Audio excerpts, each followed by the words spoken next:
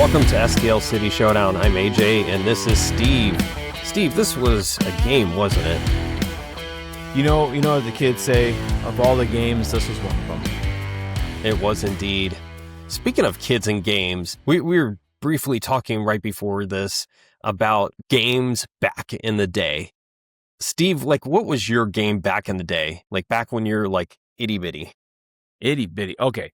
So, I was telling you that I'm 45 years old, and Old man. my very first game I ever had in my house that I owned was a Sega Genesis. And Sonic the Hedgehog, for me, the first time I turned that game on, you have to plug in the aux and turn your TV on channel 3 and make sure it's tuned right. But when that Sega and then when that Sonic music starts and the colors that hit you, and I was saying, as a young man, I couldn't, imagine anything cooler. And the feel of the Sega controller coming from the Nintendo NES, where it's that hard plastic rectangle, the controller is like a bean. It's just so easy to hold, 3 buttons, and then, playing that all summer, and any chance you got, and your friends come over and they help you. And, I was telling you, I had to go to Toys R Us, and every month I would either get the Nintendo Power when I was at Toys R Us or the Sega Power, whatever that magazine was called, and look for either cheat codes or look for hints, because I couldn't afford those, so I would just kind of glance at them in the store and take notes and go home and try to play that. And for me, that was it. That was the coolest game as a young man I ever played. And I think I told you I stayed up hours one night, and I think I beat that game at 2 a.m. as a 4th grader. And for me, that was the pinnacle of my life. Married, careers, children, that may still be number one. I'm trying to figure out how to make it 1A, but it's still probably tops. Beating Sonic the Hedgehog on my own before the interwebs, calling in so on the Sega Genesis, there was a game called Echo the Dolphin, I think is what it was called. Possibly one of the hardest games I ever played, other than Jurassic Park. And I think I called the 1-800 number for hints, and I don't want to know how much I charged to get hints to play Echo the Dolphin, but that was when I had to. But for me, Sonic the Hedgehog, the first game, it was peak. What about you? Yeah, by the way, if you guys haven't heard about this dolphin game, look it up, because some people say it's one of the hardest and most impossible games ever. I've never played it, but I have to say Mario 3, Super Mario Brothers, right? The best ever. I used to play this for hours on Saturday mornings, and just any chance I could get. Back then, right? Okay, so for all you young people out there, there was 1 or maybe 2 TVs in the house at that time, and they were 20 inches big, so you had to sit really close to the TV too. So you had to fight your parents for TV time. But Mario, come on, I think a lot of people listening would agree with me, this is just legendary. And yeah, I did have one of those books that told you, okay, open this chest or flip these cards, so you got exactly what you want. And then I have to say, the best one was the Raccoon Mario. Loved it. Oh, yeah. Steve, using some of these old school classic games, these oldies, because, they're so old. How would you describe this game that we just watched compared to one of the old school games or some element of those games? So for me, this game is like Skate or Die. So there was a game on the Nintendo called Skate or Die. Skate or Die 2 was a better one, where it was an incredibly frustrating game. It took you forever to get through it. It seemed like you could never really improve.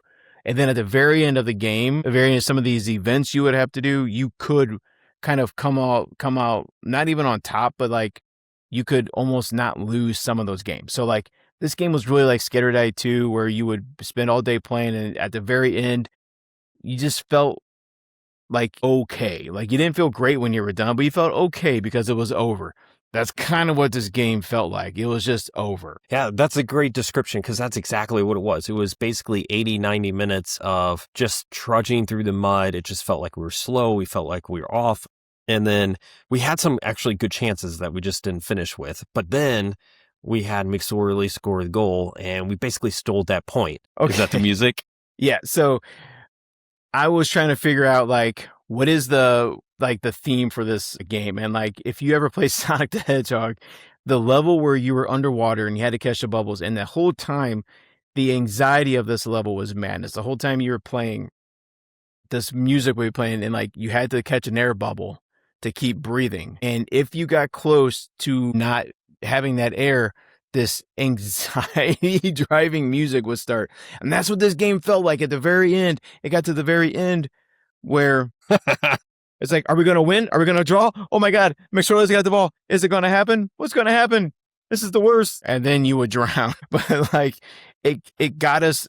We didn't drown. We caught that air bubble right at the very end, and we were able to like not die. I wonder what it would feel like from New York side. Like, how would you explain this game as a video game? And then we'll go back to New York, what they might be feeling. By the way, do you think this is why so many of us millennials have anxieties because we played these games that just kind of pushed us to the edge constantly? Well, so we had, we were by ourselves playing these video games that had this incredible music because they couldn't do graphics. They didn't have graphics at the time. Like 8-bit was all they could have for a while. And so they put all their money into like the sounds. The sounds were easy. They were just MIDIs essentially. And like you could have like, okay, go and watch a playthrough of one of the Friday the 13th games for either the Super Nintendo or the Sega Genesis, and you'll understand exactly the anxiety we felt like. That's all you heard the entire time you were playing this game. You couldn't play it in the dark. You just couldn't play it in the dark. If you did, you weren't going to sleep. So like, yes, all of a sudden we're constantly in a state of fear because we know, or like the Paperboy, playing Paperboy in the NES, the music on that the whole time, knowing you're about to be chased by a tornado. It's just anxiety driven, yes. So if I had to give some video game reference for this game, I started actually getting really, really frustrated around the 80th minute because there were times where you could see that when we had the ball, our team didn't move forward. Like some of the midfielders, some of the defenders, when we got possession, they just seemed kind of gas, or they weren't putting the effort in. We see this across sports all the time. That's what losing teams do, is we just didn't have that kind of push and drive. I think they were just like, we got the ball, we're just going to lose it again, so why put the effort in running, right? Yeah. But when we brought the kids on, I felt like if we talk about Mario and the mushroom, right? Because remember in Mario, you get shrunk down to little Mario, but then you get the mushroom and then you kind of sized it up again. That's what it kind of felt like. They brought a lot more energy to the game. And that's why I think what everybody's saying online, and I 100% agree with, is that we should let the kids play. Yeah. We saw some life come up, and it's like, I commented to you, and we saw some comments online as well, where it didn't feel like there was any flow to this team. Like it didn't seem like there was any kind of connection. The players didn't feel like when they were passing it, like it didn't feel like there was camaraderie. But when the youths came on, it felt different. If they have that, it's like they must practice more together. I kind of wonder, actually, you brought up a good point. Hear me out on this. I've been thinking for a while now, we seem like we have a team where I think the system is good, but we don't necessarily have the right kind of chemistry. The example is Valam. He was a great signing, to be honest. Like he brought a lot of energy and talent to the team last year, and then this year, he's absolutely horrible. You cannot tell me that somehow magically Valam turned into a different player, right? He's the same person, but he's just not being used well in the system, right? I just think we're seeing this a lot, and part of it too is that I think the coaching, sorry, a little mini tangent, the coaching has said a few times, like the back three, he even said that with the Falls, he said that they might be better replacements, but he's going to stick with the three that we have now because it's working. And I don't know, is it working? Like, could the Falls bring in a little bit more of an offensive threat, possibly? I don't know. The same thing with Betcher. They said that they wanted to go through the first 5, 6, 7 games with the exact same roster. That way everybody could get used to each other. Well, it's obvious it's not working, right? Betcher, he scored a goal. It happens, right? Eventually, the ball's going to deflect off of you at some point, right? But how many times has Betcher actually been a threat? Come on, change something up. Right. I know we have this Cordova guy through a short-term loan, and there's something that we could do with him. But, like, he's a striker. Why aren't we using him at all? Like, we need to be if we know he's not going to be here past the World Cup break, run the wheels off of this guy. Make us show him something. And right now, we're just not. Right now, how many of these moonshot goal opportunities are we going to use before we say, you know what would really help us now? An actual striker. If we can actually have someone whose job, like I said, there's someone whose job it is to do this thing, we're just blowing these chances. Like, we don't have very many opportunities in a game, and the ones we get, we're just sailing over the goal. Okay, so I got a question for you. So this is kind of like a would you rather type question. And hear me out before you answer. So would you rather have Cordova or Betcher starting at forward or for striker? And here's why. Think about this though. When Cordova hits, let's say we develop him, he starts to get used to our team, he's gone this summer anyways, right? So do we take this time and develop Betcher for the role, even though he might not be as good? You see what I'm saying? So it's like, do you just try to win now, but then once the summer hits, you just lost Cordova and you have to restart again anyways? Or do you try to do something with Betcher and make this work? That way, when you go into the last third of the season, you're going ideally strong. I would argue that we've given Betcher now 6 starts, and it's just been not good. So, yeah, it would be detrimental if we were to get Cordova cooking and he's gone. However, the excuse that we're hearing a lot of fans create because we're not hearing anything from the team is we got to wait till the summer. In the summer window, we'll get someone new.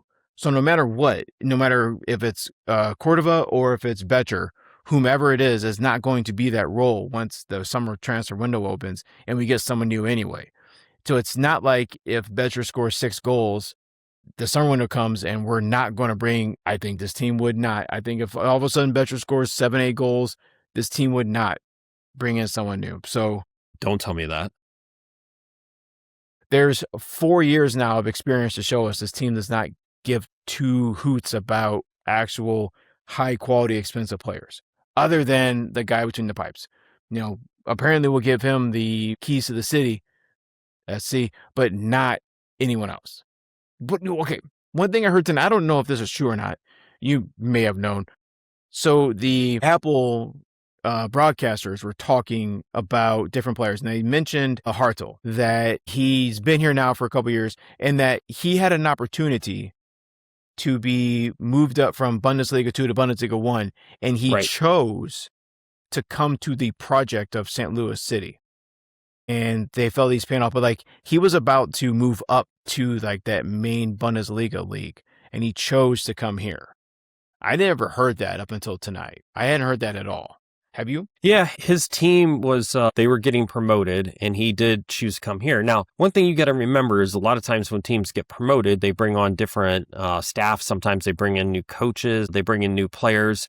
Maybe he was going to have a reduced role, as opposed to being the star player. I mean, let's be honest, right? The Bundesliga 1 is a top tier, and even as much as I like the MLS, the Bundesliga 1 is, awesome, right?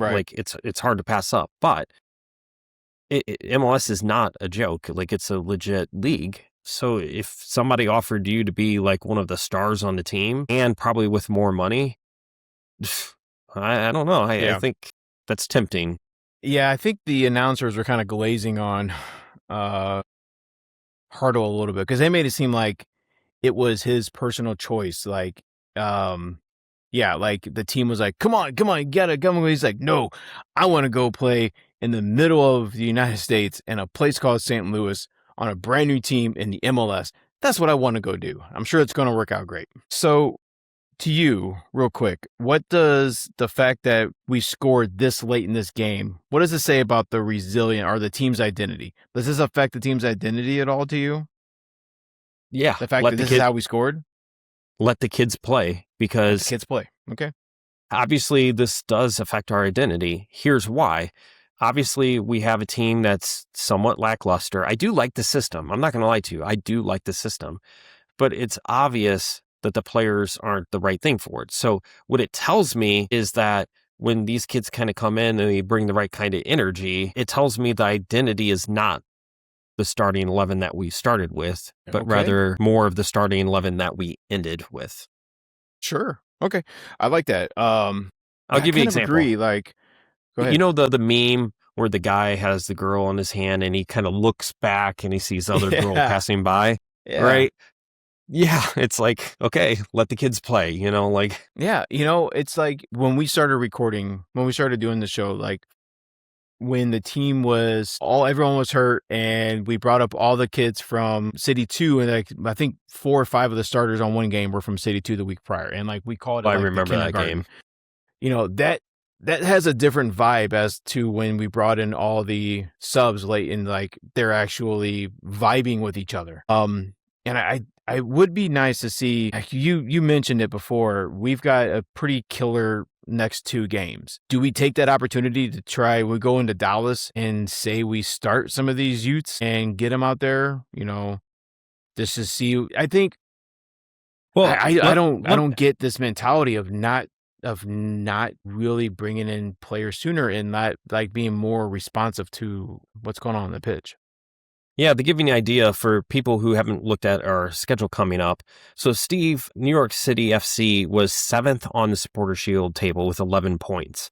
Dallas, our next game, is 8th. They also have 11 points. So just goal differential separates them. And then our game after that, 10th on the Supporter Shield list, is Seattle, also with 11 points separated by goal differential. So we literally have 3 games in a row, and this was the first of 3 games, where we basically are facing an equally tough team. Think about that. So my thing is they may be saying, well, we're doing good enough. Like, do we really want to throw a game? Because there's the temptation as a coach to go with what's safe and what's known. I would argue that you're Dallas, you're not gonna, you're at best drawing here. You might as well take a chance at this point. What do you got to lose here? What do you have to lose? Right. Hold on. I am looking right now because I just saw something. Oh my God. Okay. I'm looking over the next several weeks. We do not play a team currently that's not in playoff contention until July 16th, and that's Sporting. Every team that we are going up to play in MLS play is currently higher than us on not only on the standings, but in playoff contention, in high playoff contention. You're right. Right now we don't have an identity, and it would be nice if we can form one. And since we know that almost already the season is already just kind of like a toss up, let's let the kids play. Let's get them out there.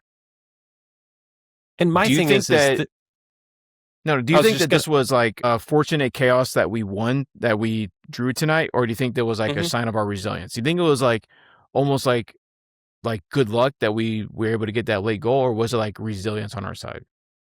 I mean, I think there's a little bit of both. I think there was some resilience. I mean, McSorley, he let it all out. He did that kind of like diving header. I think there's a little bit of that, but I think there's a lot of luck, because there really wasn't much time. Like if we missed it somehow, I mean, let's be honest. Soccer is kind of like poker sometimes. I say this a lot. You can have a perfect ball hit to you and then the ball just bounces a little bit more than you expected. Maybe hits a rough piece of dirt. By the way, how horrible was that field? Oh my gosh. That was disgusting. Yeah. Actually, my wife was watching with me tonight and she commented on that. And I said, that's why they're getting a soccer specific stadium. They've been having to play at Yankee Stadium their entire time in the league. And it was awful. It looked really bad. And you can show us like that what New York, where they put the soccer team. And it's just in like their hierarchy. And it almost was like watching the Rams play at Busch. When the Rams were here, when they were having to play at Busch. It was almost like that. It was just like, ugh. Yeah, not good. Hey, Steve, random factoid for you. Can you believe this? This is our 80th video. Our 80th birthday episode. I know, right? We did it. We're 80 shows years old. Yeah, we will literally hit 100 shows this season. That is so cool. That is so cool. Okay, anything else with the video games before we go to our next game? I'm trying to think. Okay, real quick. So we said our worst. What was our best? What was your least favorite, your worst game? Take it and throw it in the trash that you've ever played. Video game. Worst game. I'm going to have to think here. I don't know. There's got to be something here. But I think that's a good sign. Like, even bad video games are still fun because you can find a way through them. I think the most frustrating game I ever played. Dude, check this out. I typed in on the computer worst video games of all time, and the number 4 is Sonic the Hedgehog. What is that? Like, what's the rating though? Like, I don't understand what could they possibly say? Like, toughness? Because it was a very tough game. Yeah, to be honest, I'm sure there were some other games that I just didn't get. Diablo. Oh, come on now. Yeah, this list is crap.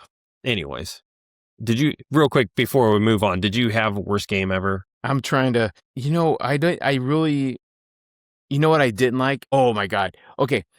There was a game that it was kind of cool, but it was really stupid. I got a game for the Genesis called Spot. It was based on the 7-Up mascot Spot. And you were literally Spot, and it was either that or, oh my God. Okay, the Domino's Noid. There was a Domino's Noid game. I remember. It was just basically a reskinning of any cross-play game. It was so bad. No, the Noid game was probably, I can see it in my head playing it. One of the worst games I've ever played. Yes. Only because, you look back and people, like, I think, like, marketing was different. It didn't seem like you were playing a game by Nintendo. It seemed like you were playing a game about the Noid. It was so bad. Yeah, I'll have to think about this at some point. Oh, man. So many games. Some of you guys who are, like, listening to all these games, obviously GoldenEye, there's Doom, Wolfenstein. One of my favorite computer ones was Descent 2, which had a killer track, by the way. Killer track. It was amazing. Man, they had some bangers on that one. Okay, anyways, let's go to our next thing here. We're going to do a quick, okay, so you get like 20 seconds to come up with your list here. Just your A, B, C, D, F for this game. Who or what would you put in there? Your 20 seconds starts now. Go. F, coaching. D, Edelman tonight. C, Berkey. B, I'm going to say Durkin just because he's my boy. He didn't get a yellow card tonight. You're putting me on the spot here. And A is all the kids. So you just blanket all the kids. Okay. Only because they came on late and we got the draw because of them. Okay. So here's mine. You ready? I'm going to start with the lowest. F, Vollum. Yeah. D, Edelman. I said the same thing. C, Berkey. Same thing. Oh my God. Hartle. I'm going to say B. And then McSorley, because he showed the energy and obviously he got the goals, so we're goal-centric, he got the A. So I think we pretty much agreed on everything. What did you say for B? Durkin. Durkin, just because I wanted to say Hartle because I had Hartle as my prediction for scoring tonight. But, like, he was just kind of like, he had a couple shots, but he was just kind of, I didn't feel a huge impact. I also didn't feel a huge impact from Durkin, to be honest, tonight. But he's my guy, and, we thought he was going down for a yellow tonight, but he didn't. Nope, he didn't. He was one of the only City players tonight who didn't get a yellow. There's like 4 yellows tonight. Yeah, what's going on? Yeah, that referee had I agree. Out. Technically, if I had to put Hartle somewhere, I would have put him as like a B- because he seemed like he was involved in a lot of plays, but at the same time, he made a lot of bad passes. I mean, he made some good ones too, but there were a lot of bad passes. You put F, you put Edelman as F? No, as my D. I put overall the coaching, especially with the timing for the subs for me. Either that or Baumgartel. I have not been a fan of Baumgartel.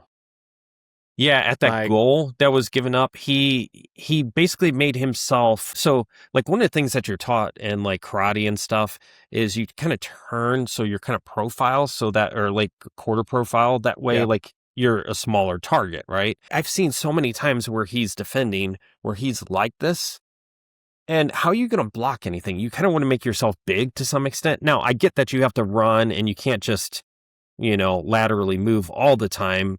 But there's times where you do want to kind of confront and look more towards the person with the ball. And that was a time where I felt like he should have opened up, made himself bigger, kind of almost as like a pre-goal kicker, if you will, or a goalkeeper. Okay, so we kind of agree with that. And I have to give the honorable mention to the F for the field, by the way. I hated everything about that field. People were slipping on that dirt. How is that even a thing? I get that they're making a stadium now, but how long has the MLS been around now? Right. Well, and like how effective is it going to be? You're just slapping down turf, or not turf, you're slapping down sod on top of dirt where the baseline is and for the diamond, and it's just going to be pulled up tomorrow. There's zero way for that to grow, zero way for it to be safe. And it's just, one thing I noticed was on the side of the field where that they had a big, it's probably, it was probably where the on deck spot is. So in baseball, you have the on deck that's about to come up, and there's a circle where they stand and they can practice their swings. They had a huge NYFC logo over the on deck. When the whole first half of the game, I was giggling when I was watching this. They had like the field crew just left a big hose out there. Like they had a hose wound up on there and they just left it. And that could have been tripped over at any time. And by the time the second half started, that hose was gone. But I remember thinking, like, that's like 150, 200 foot of hose just laying on top of that days ago. That's just how little they cared. By the time the second half was started, they moved it. But like, I've never seen a hose on the pitch. Never seen a hose on the pitch. And I did tonight. It was wild.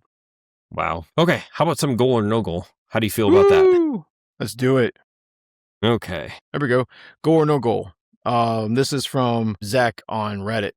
Ties are better than losses. Yeah, I mean, goal. Obviously, I mean, it's still a point, right? Like I feel like soccer has a simple strategy, right?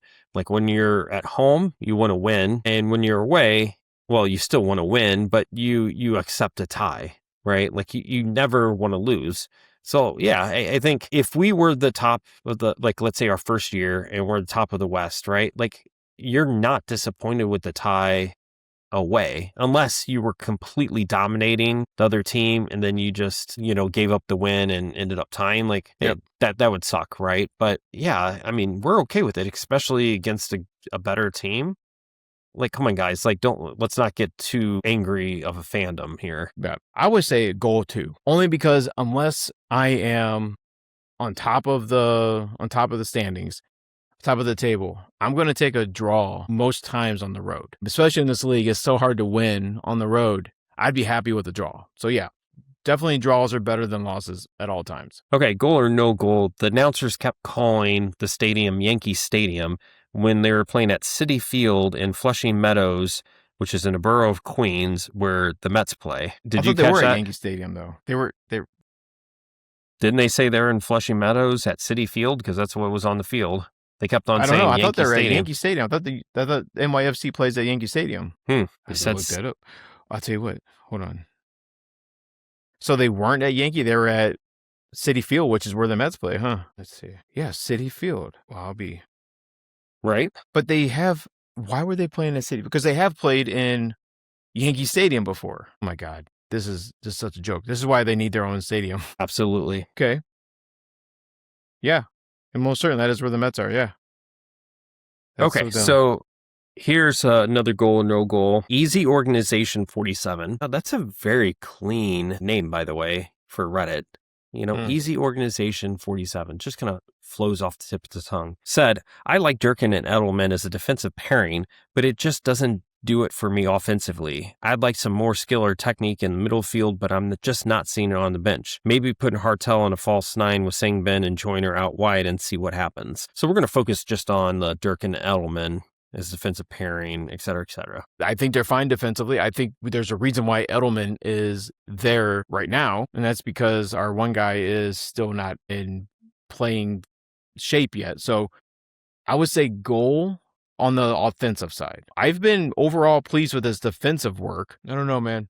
I'm going to say no goal on that because they weren't awful tonight. Like, yes, I gave Edelman my D tonight just because he wasn't great, but I think those two have been vibing okay. What about you? Yeah. So I'm going to twist it for you. And obviously when Leuven comes back, it's either going to be Leuven and Durkin or Leuven and Edelman. Goal or no goal, it should be Leuven and Edelman. I'm going to leave this podcast. No, there's no effing way that Edelman gets to start over Durkin regardless. I think Edelman should be somewhere else on the pitch. Sure, he should be somewhere else, but yeah, come on. Yeah, you got the jokes. I like that. I like that. You're a cute kid. All right, I'm going to say from Barnacle Known, I mean, you really, really got to love soccer. love City or loathe yourself to be really watching this game right now. So you either have to have a love for soccer, a love for this team, or just loathe yourself to be tuning in every match. I mean, let's be honest, right? Like we've seen this on podcasts. Like if you go to any podcaster, you could see the numbers that people are viewing videos, listening to podcasts. We can't see the numbers of these games, right? But there's no doubt that this team right now is a drop off compared to, like, let's say the first year or just anytime we've had like a winning streak kind of going on. Yeah, you do have to be somewhat of a crazy fan at this point to want to watch it. I mean, now the thing is like the wifey was watching the game with me and she does what wifey does, which is, you know, she'll play on her phone. Like when they're battling in midfield and when something starts exciting happening, she'll look up and be excited. But let's face it, there's not a lot that captures your attention in that kind of, you know, I don't want to say junk time, but that, you know, nothing much is happening time. Yep. My wife watched the entire match with me and she's like, this is so boring. And she's like, why can't we get exciting again? This is what she said. Why can't we be exciting again? I was like, girl, same. This is not great to watch. And it's perfectly acceptable to say, if I wasn't making a podcast about this, would I have kept it on? I don't think I would. I would tune in tomorrow and watch a recap or something. But because we're doing this, because it gives us a reason to watch the game, we're watching it. But like, yeah, I'm glad I tuned in. I'm glad I kept it on because this harkens back to like 24 season where this team would find ways to kind of draw late in the game or win late in the game. Like how many last minute heroics did we see a couple of seasons ago? And that's what it kind of felt like tonight. And it was because we got an infusion on the field, on the pitch, because we have those kids out there, because they're actually passionate wanting to do it. So okay, here's another. You got one? Local ad 5170, not as smooth as a name, says, I hate taking on Betcher because he was definitely not the only problem, but his decision-making when he has the ball in the attack phase is so slow. Goal or no goal? I think that's a great description. I'm going to say goal because it's so true. Like he has athletic ability. He's just slow. He usually takes one too many steps or he takes one too many seconds to kind of decide what he wants to do. It's almost, I hate to say it, he probably is a smart player, right? And he comes to smart decisions, except the time has already passed. What you really need is a striker. And I feel like this is just by nature of a striker is you need someone who just instinctively does the right thing, if that makes sense. Like I feel like Betcher, like if he went back in time, right? You know how you see like these memes on Reddit where they're like, if you could take a blue pill, you could do this, or if you could take the red pill, you can go back to when you were 5 years old and keep all your memories, et cetera, et cetera. I feel like if Betcher took that pill and restarted his soccer career, he potentially could be a good number 10. Yes. Because he does make good decisions. And I feel like as a number 10, there are times where you don't have to be quite as quick. You still do, like just in soccer in general, you do. But I feel like being more of a setup man might be more mentally where he's at. Right. And I think if even the people that are quote unquote hating on Betcher can very clearly say, like, he's being put in a position he shouldn't be put in. He should not be expected to be the main striker, the main star of this team. That's not his deal. It wasn't when Klaus was here. He was an excellent side-by-side piece with Klaus, but like he should not be the main striker on this team. He just shouldn't. That's not his skill set. And it's not. So you're saying he would be your side piece? Yeah. He's got the little curly hair. It's cute. Whatever. It is whatever. So, DTKWH1TERABB1T. A stroke. So White Rabbit, basically. Basically said this team's obsession with short corners is effing infuriating. And I will say, here's what's extra infuriating before you say goal or no goal, is the fact that we just didn't really have any offensive flow or creativity. So basically when you do a short corner, that's as if you got the ball down near the box and you were going to cross it in. Yeah. So that's stuff that we excel at, right? So anyways, goal or no goal, it's infuriating. I would say corners. Okay, I'm going to say no goal because we're not good at like the kick in corners. So if we're not good at doing that to where we could potentially score right there, why would we not give another idea a shot? Like, it's annoying when Leuven does the short corners. That's annoying because his skill set is bombing it in there and hopefully getting a goal. But yeah, if we don't have the talent to do it, then we can't force them to do it. So I would say no goal on that just because nothing is working. So you gotta try something else. I don't know. I did not like to see it. Nothing happened. Well, we couldn't it's even not get an into the exciting box. soccer. It's not an exciting soccer play. I'll say that. It's not going to ever get on the goal or the replays because nothing happens. You boop, boop, boop, boop, and you start a play. But like, I don't know. If that's an opportunity to get like a run of play started, okay. If we know we're not good at corners, we might as well try it. So like, none of it's good. None of it's exciting to watch right now. Yeah. So according to this, only 20% of corners lead to shot on goal, and only 2% of corners lead to a goal, right? I'm really curious to see what percentage of short corners actually lead to goal. I doubt that it's not nearly the same. I don't even know if you could keep data on that because like so many things, so many different passes are happening at that point. I guess you'd have to say like, you'd have to be able to tie the passes back to the original corner because it is like. So they did this for only direct. So it's like the ball was kicked in and then immediately went in. So you'd have to have a pass from the corner to a person on the pitch, and then he immediately passes it, and like that's how you can get an assist. I'm like, it'd be hard to track that. But that's why the short corner is not an exciting play because you're trying to start something. But again, we just don't have the skill to do it. By the way, I thought this was funny. My father sent a text to the group, and goal or no goal, because this was hilarious. He basically said, I wonder if City scores in practice. I would, you know what?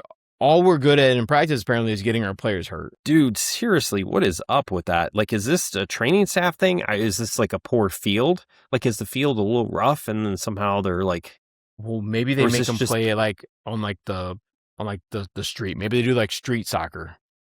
Yeah, that's got to be it. They're out there on Grand playing and getting hit by cars and drunks. All right, you got to go. I got another one for you. I think you're going to like this one. Go ahead. Got one. I don't have another one. No. CRX guy on Reddit said, controversial take. The goal wasn't his fault necessarily, but Berkey hasn't looked good all year either. Goal or no goal?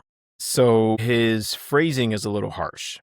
I would say Berkey doesn't look as sharp as he has in the past, and that's what I would say. I would say he's not the Spider-Man Berkey that we've seen in the past. But yeah, so I'll say no goal on his wording, but I will say goal that something seems off. And I did see someone comment like he doesn't want to be here. He just took the money, but I would say no goal on him not looking good at all this year. What about you? It kind of pains me to say that because the other thing is we spent that DP money on him, right? Yeah. We've had this conversation a lot. Would you rather have Berkey or would you rather have some like midfielder or striker DP? And the worst case scenario is if your DP just isn't working out. Now, I am not saying that if Berkey was playing like premium Berkey like a couple years ago that we'd somehow be winning, but I'm just not seeing anything. The other thing is they've also kind of neutered him. Remember, one of his biggest contributions to offense was like ball distribution. There was a lot of long kicks. It kept other teams, but we don't do that anymore. We always build up. I kind of miss that a little bit, to be honest with you. Yeah. And how many matches in a row do we say we would have scored this many goals if the goalie wasn't amazing? Another great goalie. There's so many high quality goalkeepers in this league that you don't need the number one goalkeeper in the league to keep you in games. So like if Diego didn't have his head so far in the wrong direction that if we would not have given Berkey that money and he left, Ben Lunt is right there. And, oh my God, if we had another striker signed up, ready to go, Klaus doesn't leave. Maybe Klaus takes a little bit of a cut and get him out of that DP slot. And we have an actual offensive plan. Oh my God. Imagine just how amazing this season would be right now. Let's be honest. The Berkey thing was a business decision rather than a true sporting decision. Yep. Hey, it got me hyped. I was at the game when they announced that. I took my daughter to a game where pregame they showed Berkey sitting and they showed a pin and it showed him signed for 3 years. Yeah. It got me hyped at the time because the last season sucked. But also, we didn't know coming in that they would get rid of Kwas and they would not even try to sign someone else. They would not try to sign someone else, and it would just, we would have nothing. We would have nothing. Again, that's like having a football team with no wide receivers. You got a lot of great tight ends. The tight ends can catch. Doesn't matter. You ain't got no wide receivers. It's ridiculous. Okay, I got 3 questions for you, semi-rapid fire questions before we go. Any last thoughts about this game? Thank God we didn't lose. Okay. Second thing is we got Dallas coming up. How do you feel? Bad. No, it's just one bad. Word, bad. It's just bad. It's not going to go well. We haven't played well in Dallas in the past, and I don't see it changing now. Like, we've done well when we played one of the other Texas teams, but we don't play well in Dallas. We haven't. So I don't see it changing. So no, I don't think it's going to go great. Okay. So the last question I have for you, and keep every system tied to the year that it was. So judge it by the year it came out. So what system, including PC versus like Nintendo 64, PlayStation, Xbox, all those, is the ultimate gaming machine in relation to its time? In relation to its time. So obviously today Nintendo sucks compared to like Xbox, but for its time, what would be the best? Like Atari, PlayStation, the PC, Game Boy, mobile phones. You know, I didn't really do PC gaming. I never got into PC gaming. A couple of my friends did. I really couldn't. I think for its time, the Xbox 360. For its time. That's only been about 15, 20 years, but the Xbox 360 had graphics. That was one of the last systems that I ever bought. I remember feeling, my buddy bought a Dreamcast, so maybe it's that. My buddy bought a Sega Dreamcast, and he stood in line to get it, like, overnight. The games on there were really so cool. Oh, you know, it was a Dreamcast. Did you ever play a Dreamcast? No, I didn't. Okay. So like the Sega Dreamcast it didn't have a huge library. It was actually that system was what got Sega out of making games or consoles because it just didn't sell. It didn't have a huge library, but it had this really weird controller and it had a memory card you can insert with a little screen on it. You could take that memory card out and connect them with another memory card and play like little battles with them. It had a little D-pad on there and little buttons you can play. But it had a fishing game that you used the controller as like a reel, and then you could like pretend to reel it in. It had other really kind of unique games on there. And I really think the graphics were on par with like the PS2, PS3 at the time. And so I think just because that's what I played was the Dreamcast. What about you? This was oh my God, I think it was the early 2000s. So this might explain a lot about me, but I was a big PC gamer. The first computer we had, I think, was 286, but the 386 was the main computer that I did most of my games. And then when the 486 came around, one of my favorite games back then was like X-Wing and TIE Fighter. Awesome games. Yeah. Yeah, PC all the way. And even still now, for those that like really good games, Slay Spire and Slay Spire 2, which just released in its beta, is amazing, hands down. Anyways. See, I couldn't get into, I think at the time, because I was only console, we didn't have computers in our houses until I was 14. It was the first time I ever had a computer in the house, and it wasn't for gaming. It was just for the early internet, dial-up internet, and like data collection. So like, I never had a computer in my house. So like, it was just going to be for gaming. So yeah, I wish I would have had that. In the style of video games, can you exit us out today? Yeah. So let's, you know what? Donkey Kong. Donkey Kong, go way back to the 70s, early 80s. Yep. Donkey Kong stands on top. I got the barrel, put the barrel over your head, look down at the plumber trying to climb your weird maze of freaking ladders, and and then say Oliver City, and then throw the thing, and then Oliver City, and then a goal comes out. So we can't do those.